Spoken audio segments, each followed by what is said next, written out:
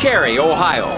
A menacing driver and his willing accomplice are using the street as a deadly playground. I'm trying to get a vehicle stopped. The suspects are intentionally running other drivers off the road and racing down the highway at triple-digit speeds. Officer Roger Phillips struggles to stay with the car. He makes an urgent call for backup. 8,800, you got any units in the area? But Carey is a small town. Neither Ohio State Patrol nor the county sheriff's office can respond immediately. Vehicle's refusing to stop. With the suspect's fast car, they have little trouble gaining distance on the solitary officer. At this pace, they're as good as gone. Until He just wiped out. their speed works against them.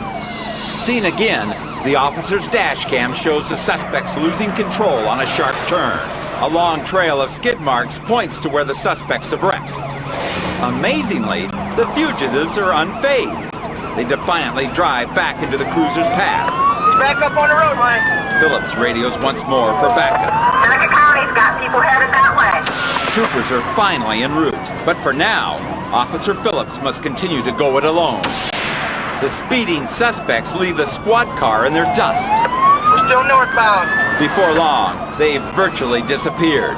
Once again, they have a real chance of escape.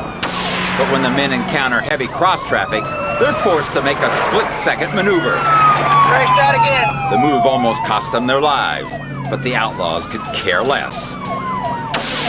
They skim right by the officer and onto the street. Back on the road again. But the suspects' numerous wipeouts have disabled their vehicle, and they're not able to accelerate as quickly as before. Reduced the speed down to 65. Suddenly, they slam on the brakes, then immediately hit the gas, catapulting the car around a right turn. Crazed raiders intentionally plow into a highway marker. Then, without slowing down, they fly past a stop sign. When they come out of the turn, they decelerate, daring the officer to make a move. But before Phillips can act, they lurch forward, literally burning the rubber off their tires. Once again, they deliberately head off-road, this time running down a mailbox. Then they shoot across the street and take out another sign. Taking out mailboxes, road signs, and cars. Knowing that Phillips has no backup, dispatch does what they can to help the officer. They soon identify the suspects and where they're going. Today at 5 he is heading towards his residence at this time. Okay. The men are bound for home, but they're not going to make it.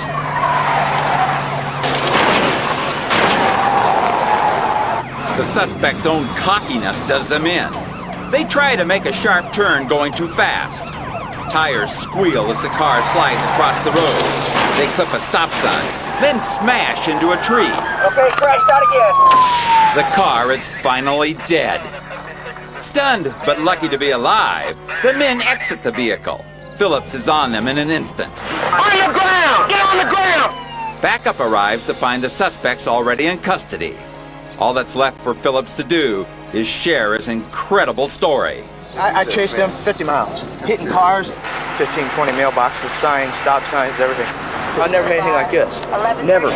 Officer Roger Phillips found himself alone in one of the wildest, most dangerous pursuits ever. But what's even more amazing is what police learn after the chase. He just wiped out. The driver is an unlicensed juvenile, and the passenger, a prison escapee. Back on the road again. Both men were beyond the legal drinking limit, and the car was stolen from the suspect's own mother. He is heading towards his residence at this time. Not the best way to start a driving career.